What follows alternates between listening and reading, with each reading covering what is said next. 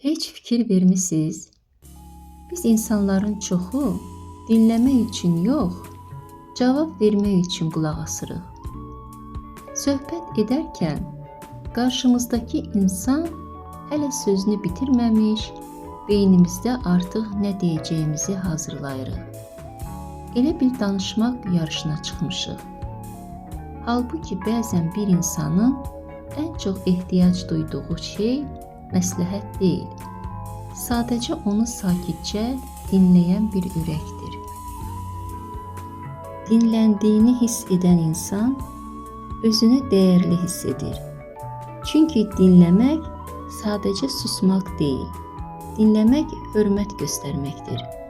Qarşındakı insana sənin sözün mənim üçün önəmlidir deməyin ən gözəl yoludur. Bəlkə də bugün özümüzə belə bir sual verək. Mən sonuncu dəfə kiməsə sözünü kəsmədən, onu başa düşmək üçün dinləmişəm. Bəlkə də yaxşı münasibətlərin sirri çox danışmaqda yox, biraz daha yaxşı dinləməyi bacarmaqdadır. Siz necə düşünürsünüz? İnsanlar niyə dinləməkdən çox danışmağı sevir?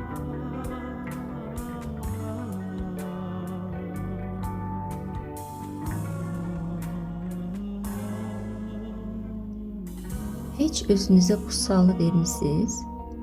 Həyat niyə bizə hər istədiyimizi vermir?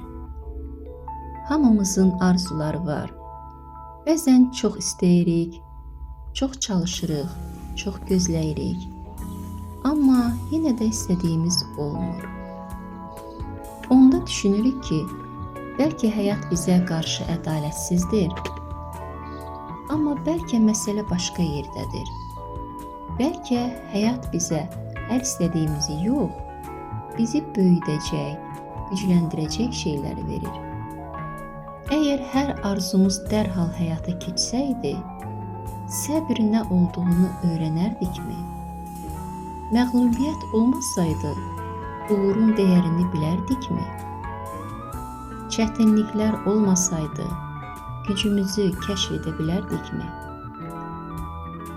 Bəzən itirdiyimiz bir qapı bağlanır ki, heç ağlımıza gəlməyən başqa bir qapı açılsın. O an bunu qəbul etmək çətin olur. Amma illər sonra geriyə baxanda elə hadisələr olur ki, yaxşı ki o vaxt istədiyim alınmadı deyirik. Həyat bəzən yox deyərək bizi cəzalandırmır. Bəzən sadəcə bizi başqa bir yola yönləndirir. Bəlkə də əsas məsələ hər istədiyimizi əldə etmək deyil. Əsas məsələ qarşımıza çıxan hər vəziyyətdən nəsə öyrənə bilməkdir. Siz necə düşünürsünüz? Həyat bizə istədiklərimizi vermir, yoxsa biz sonradan anlayırıq ki, əslində bizə lazım olanı verilmiş?